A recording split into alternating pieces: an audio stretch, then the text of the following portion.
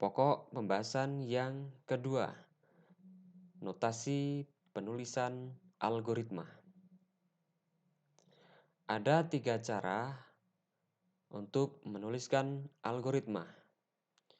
Pertama, cara menulis algoritma dengan menggunakan kalimat deskriptif. Yang kedua, yaitu dengan menggunakan pseudocode. Dan yang ketiga, dengan menggunakan flowchart. Yang pertama, cara penulisan algoritma dengan menggunakan kalimat deskriptif atau sering disebut dengan notasi alami, yaitu cara menuliskan untaian kalimat deskriptif dengan bahasa sehari-hari yang jelas tentunya. Penulisan dengan menggunakan kalimat deskriptif ini cocok untuk algoritma yang pendek ya. Struktur algoritma menggunakan kalimat deskriptif itu dibagi menjadi 3 bagian. Yaitu yang pertama, yaitu nama atau judul algoritma atau istilah lainnya adalah header. Di dalamnya memberikan gambaran secara singkat apa tujuan dari algoritma. Bagian yang kedua adalah deklarasi atau istilah lainnya adalah kamus. Di bagian ini yaitu mendefinisikan input atau output yang dibutuhkan agar algoritma dapat berjalan. Bagian yang ketiga adalah deskripsi. Di bagian ini menjelaskan serangkaian langkah-langkah atau instruksi atau pernyataan atau statement untuk memproses input sehingga menghasilkan output sesuai yang diharapkan. Berikut adalah gambaran struktur sebuah algoritma. Yang di atas ini merupakan header atau judul algoritma, kemudian deklarasi, dan yang ketiga ini adalah deskripsi.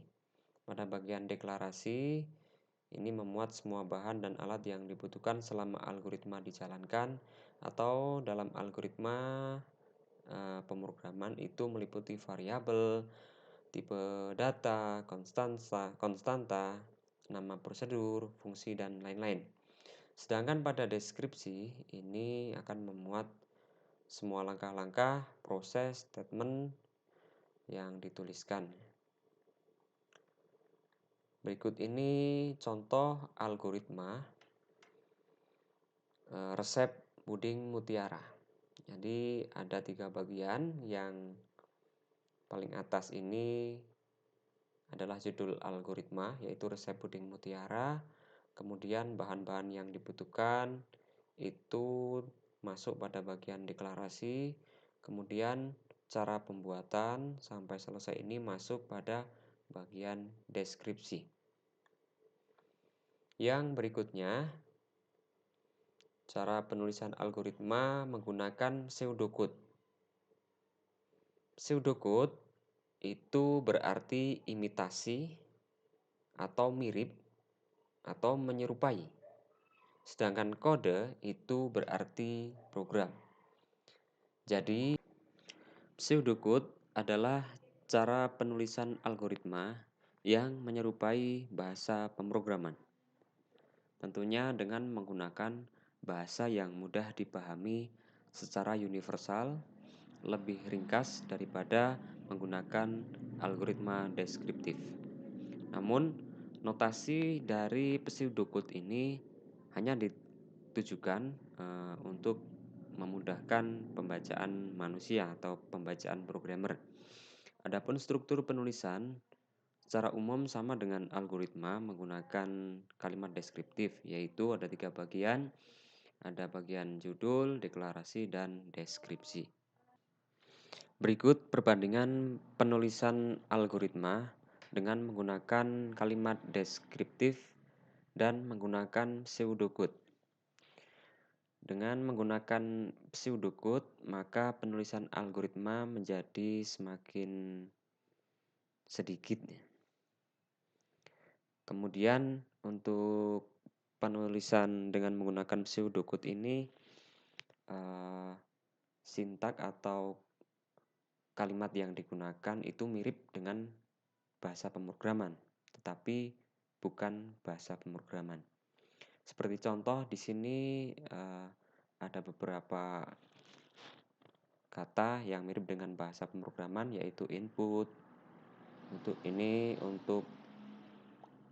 menyatakan penulisan algoritma masukan, atau mungkin di sini sebagai ganti kalimat deskriptif, yaitu jika, itu dengan cukup menuliskan if dan lain sebagainya. Silakan teman-teman bisa melihat pada tabel perbandingan berikut ini. Yang ketiga, flowchart.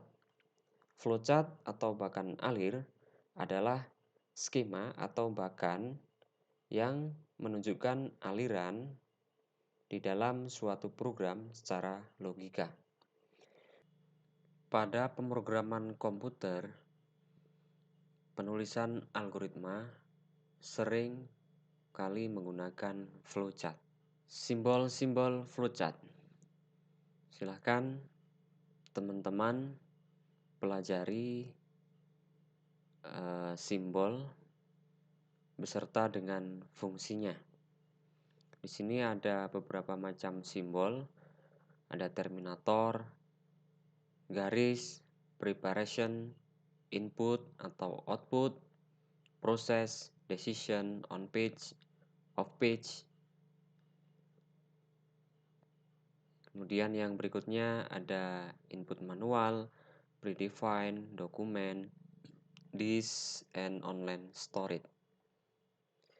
Contoh algoritma berurutan. Pada materi sebelumnya kita telah membahas tentang ciri-ciri algoritma yang baik, yaitu di situ ada finiteness atau keterbatasan. Jadi dalam algoritma harus ada akhir, ya. Harus berakhir setelah mengerjakan sejumlah proses.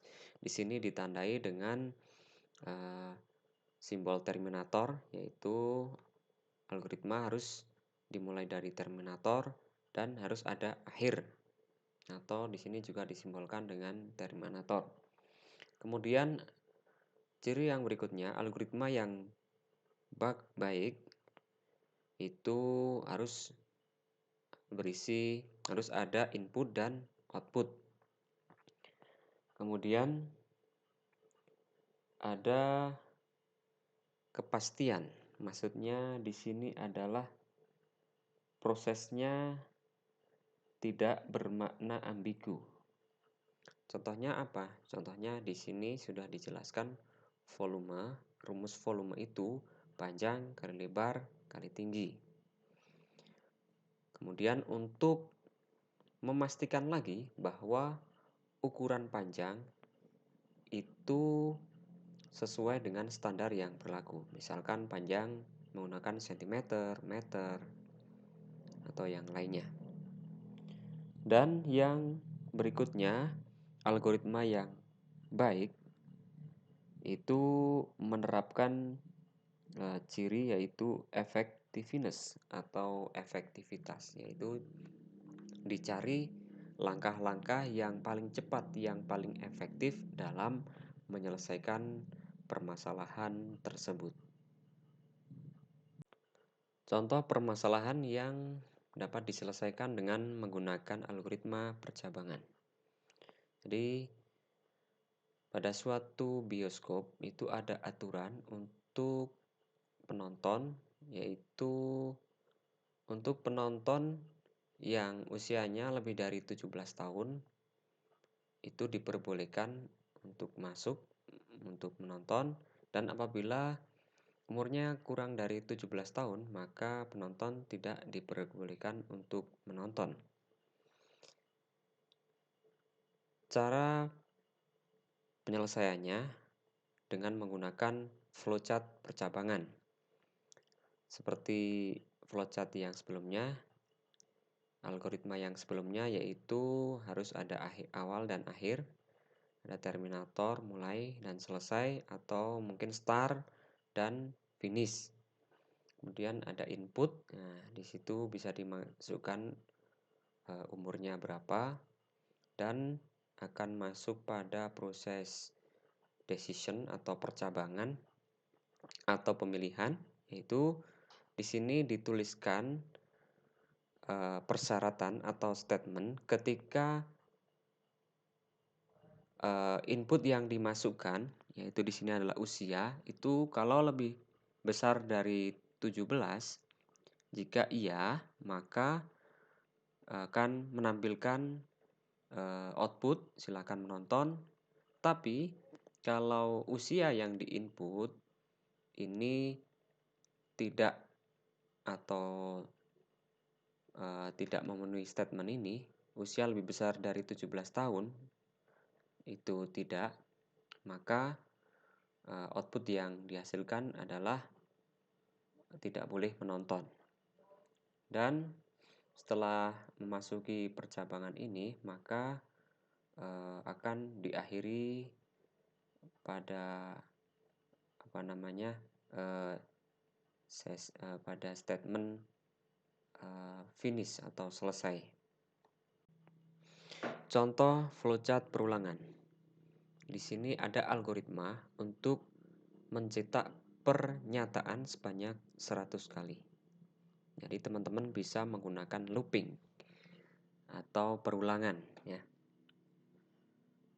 Untuk penulisan algoritma menggunakan flowchart perulangan ini dimulai dengan terminator, diakhiri dengan terminator.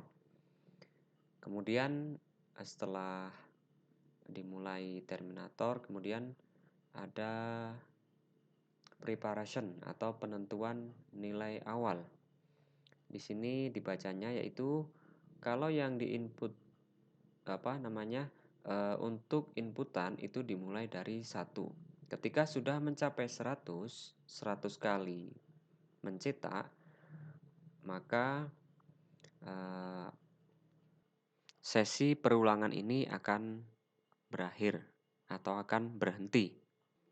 Demikian pembahasan materi alur pemrograman komputer. Semoga video ini bermanfaat untuk teman-teman semua. Terima kasih.